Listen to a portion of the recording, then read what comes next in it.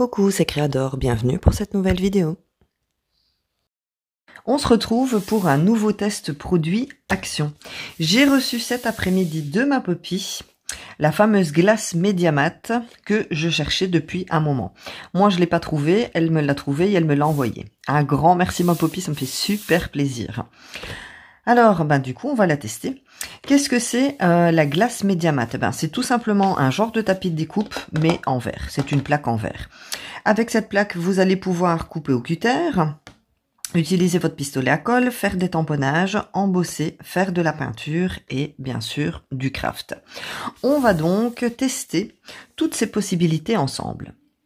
Je suis en train de la déballer et je vous montre un petit peu l'emballage. On a une petite feuille de mousse ici juste en dessous qu'on pourra garder pour un projet.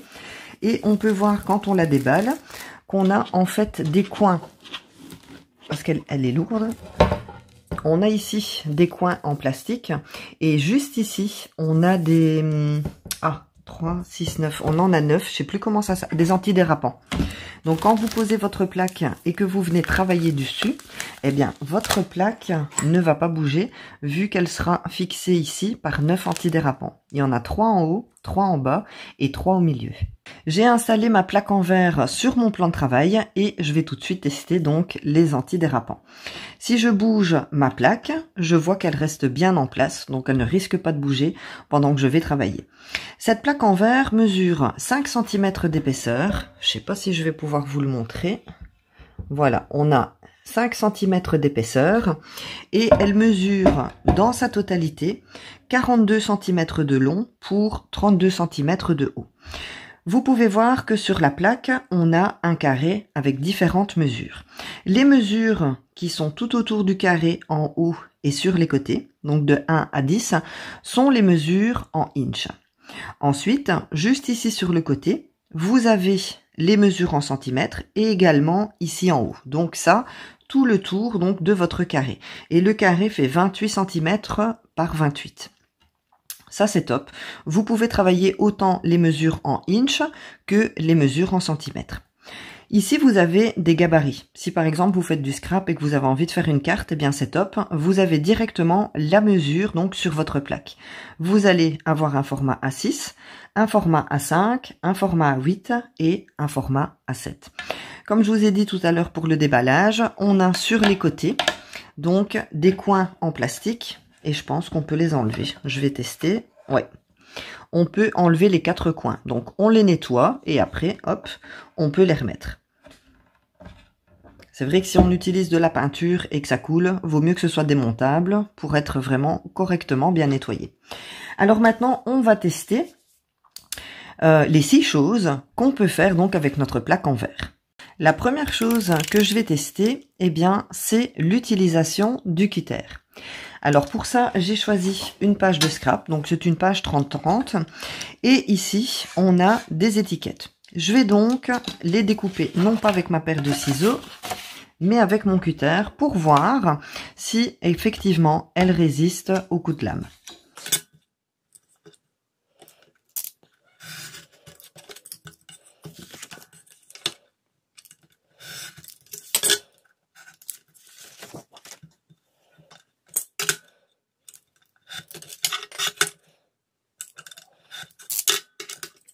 Alors, verdict, effectivement, j'ai pas un coup de lame sur mon verre.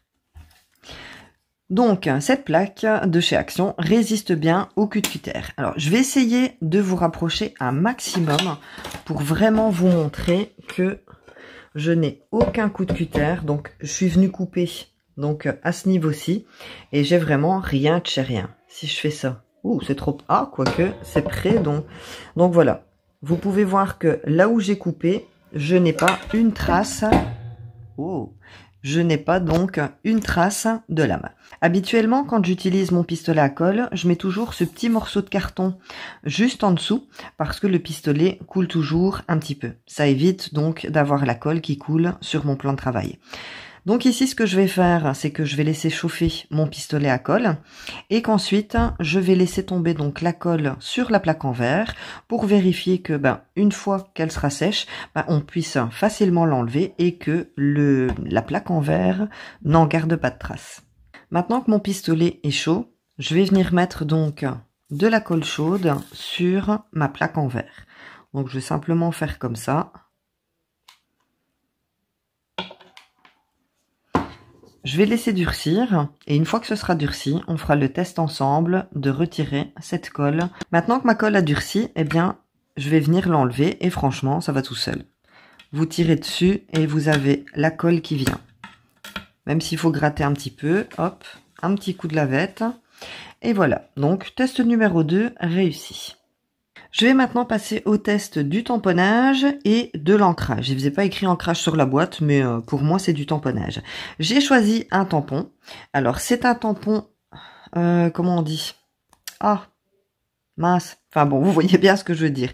Je me suis dit, si le tampon doit rester, je préfère encore que ce soit un tampon que j'aime bien. On va d'abord tester l'ancrage. Donc j'utilise la Distress Oxide. J'aurais pu aussi utiliser la Distress Ink. Et je vais tout simplement venir comme ça faire le tour et ancrer mon papier.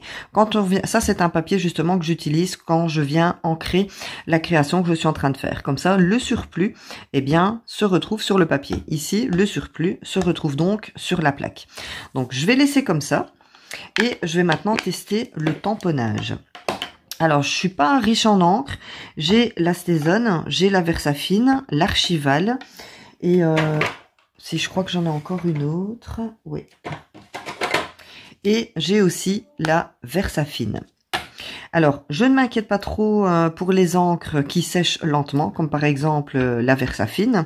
Je m'inquiète un petit peu plus pour la Stazone, qui normalement est une encre qui est utilisée donc justement pour être tamponnée sur le verre.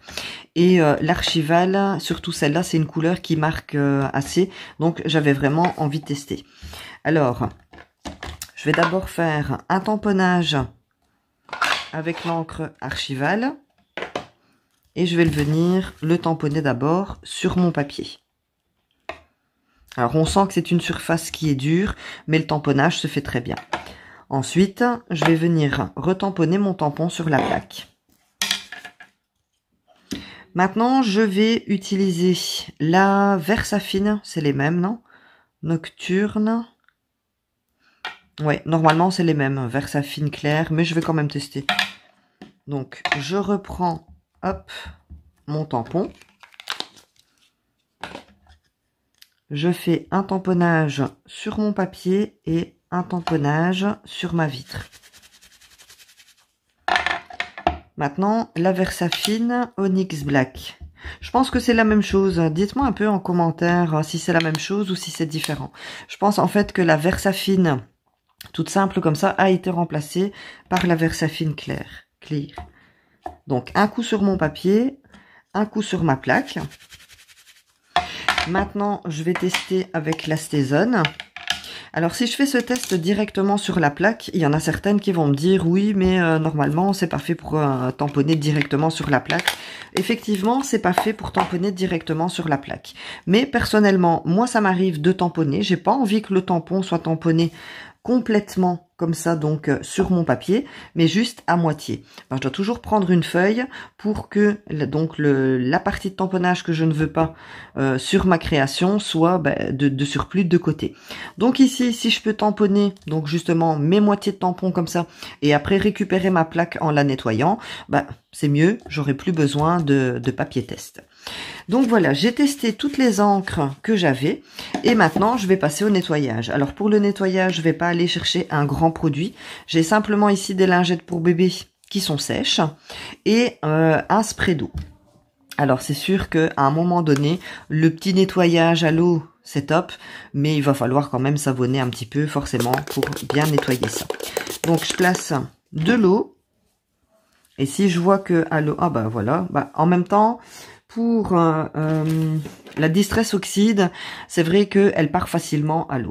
Par contre, pour les encres ici, c'est top. Et wow, même la Stazone.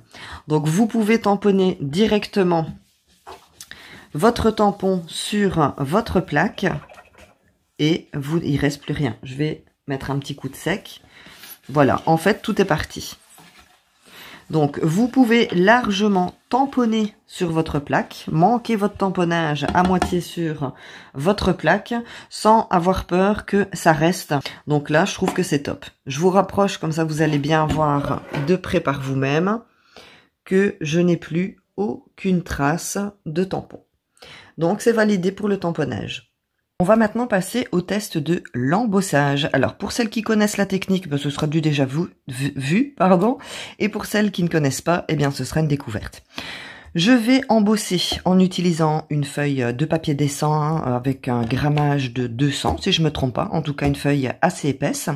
Je vais utiliser l'encre Versamark, qui est un pad de colle. Si vous n'avez pas l'encre Versamark, il faut savoir que si vous avez des encres à séchage lent, comme par exemple la Versafine, eh bien ces encres sont embossables. Je vais utiliser une poudre à embosser dorée, c'est une de chez Action, et un tampon. Alors c'est le tampon octobre, vu qu'on est au mois d'octobre. Ce que je vais commencer par faire donc, c'est mettre mon tampon dans la colle. Et je viens tout simplement, hop, l'imprimer sur ma feuille de dessin. Maintenant, je vais verser la poudre à embosser donc sur l'emplacement où je suis venu tamponner mon tampon. Ayez toujours, je vais la mettre une feuille juste en dessous pour pouvoir récupérer l'excédent de poudre. Je place donc la poudre sur mon tamponnage. Alors, allez-y généreusement parce que de toute façon, vous allez récupérer votre poudre. On enlève donc sur la feuille de brouillon juste en dessous le surplus. Et vous voyez, la poudre embossée reste donc sur votre tampon. Maintenant, je vais remettre le surplus dans son petit pot. Je vais maintenant passer à l'embossage. Donc, avec mon heat gun, grâce à la chaleur, je vais tout simplement venir faire fondre la poudre, ce qui va donner donc à mon tamponnage un effet 3D.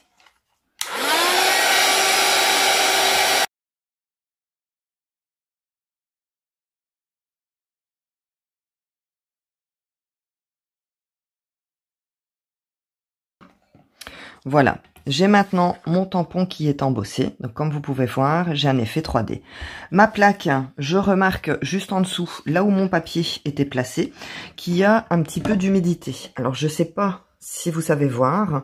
Donc juste à ce niveau-ci, vous avez donc, j'appelle ça de l'humidité, donc un petit peu comme sur votre vitre.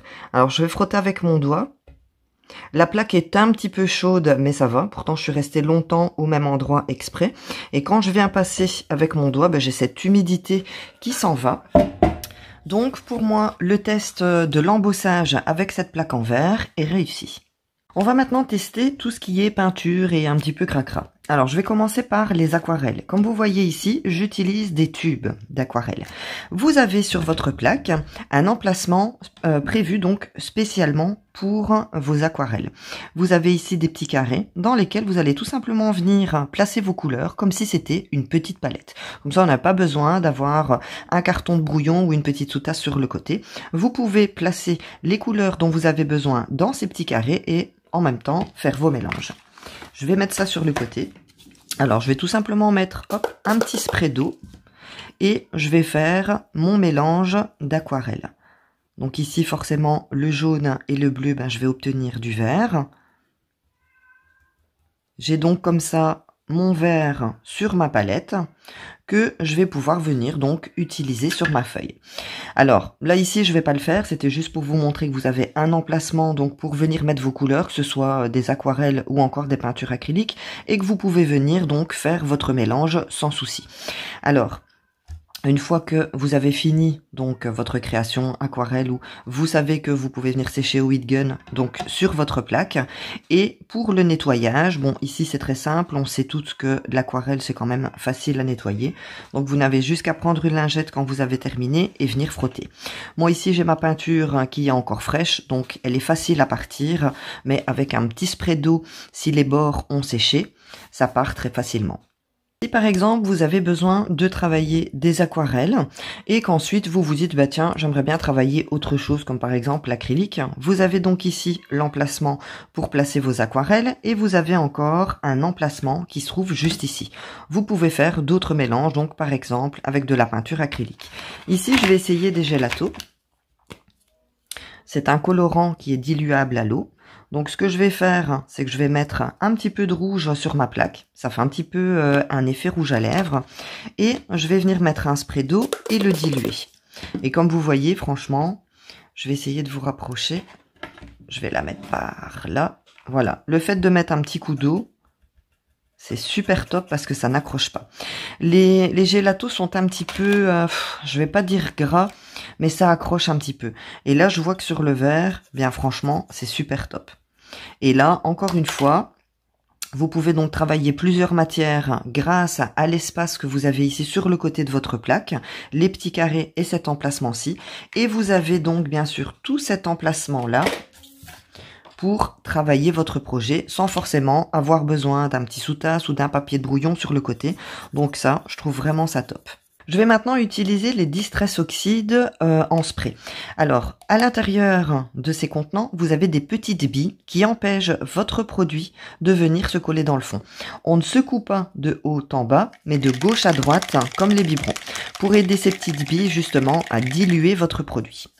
Je vais tout simplement commencer par mettre un petit coup de spray sur mon papier. Je vais venir même rajouter de l'eau.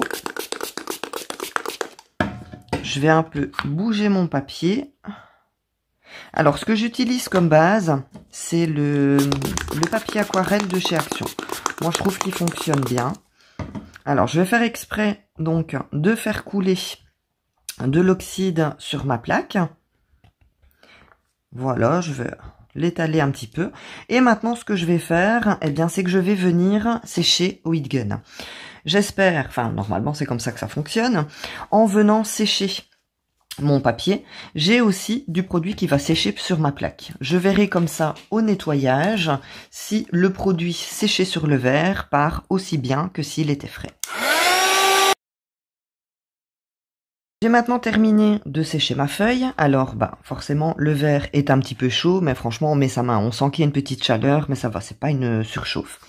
J'ai en même temps séché un petit peu quand même. Je vais vous décaler comme ça mon encre, donc c'est sec. Oh, je pensais que c'était sec et ça part. En tout cas, très franchement, je vais rajouter un petit peu d'eau. Même si j'ai fait ces tests-là, au vu des tests que j'avais fait avant, très franchement, moi je suis satisfaite de cette plaque. Donc là, j'ai rajouté un peu d'eau. Donc ça me paraissait sec, mais je pense que j'avais les mains mouillées. Et hop, eh bien, je frotte. Et franchement, ma plaque, elle est vraiment nickel. Voilà, alors, conclusion, après avoir donc testé cette plaque de chez Action, alors la première chose que je remarque après tous les tests que je viens de faire, ça fait bien 1 heure que je suis dessus, comme je vous disais, pour un petit nettoyage rapide, un petit coup d'eau, c'est top. Donc c'est ce que j'ai fait jusqu'à maintenant. Je remarque quand même que de temps en temps, il faut utiliser soit un produit vitre ou un petit peu d'eau et de savon, parce que on voit quand même... Donc, outre les traces de doigts, quand vous venez le mettre, on voit quand même que le verre n'est pas nettoyé correctement. J'aimerais bien essayer de vous montrer, mais on ne voit pas trop... Enfin, en tout cas, on voit que, oui, la plaque est propre, mais pas tant que ça. En tout cas, pour les autres tests, que ce soit le coup de cutter, le pistolet à colle, tamponnage, embossage, bref, très franchement, la plaque n'a pas bougé. Alors, pour moi, je valide ce produit. En tout cas, si vous débutez dans le scrapbooking, mix media ou quoi que ce soit, si vous ne pouvez pas vous permettre la plaque en verre de Tim Holtz qui a quand même son prix, je trouve que cette plaque, je crois, c'est 5-6 €. Si vous la trouvez, eh bien franchement, pour commencer, c'est un très bon produit. Maintenant, dans le temps, je sais pas du tout ce que ça vaut, combien de temps elle tient, etc. Elle fait 5 mm d'épaisseur. Ça c'est pareil, c'est quand même du verre. Donc forcément, si vous allez venir la claquer ou quoi, je pense que c'est un peu logique. Ça reste du verre, donc elle va casser. Mais vraiment, l'utilisation dans le temps, je sais pas après si elle va durer. Mais en tout cas, moi je pense que pour débuter, très franchement, c'est un bon produit. Donc si vous l'avez trouvé, que vous l'avez testé, que vous l'avez aimé ou pas, n'hésitez pas à me laisser un petit commentaire. J'espère que ce test vous aura aidé à vous décider à la prendre si vous hésitiez encore un petit peu. En tout cas, j'ai été super contente de tester ce produit avec vous. N'oubliez pas le petit pouce pour m'encourager, abonnez-vous si ce n'est pas déjà fait et surtout, prenez bien soin de vous. Bisous!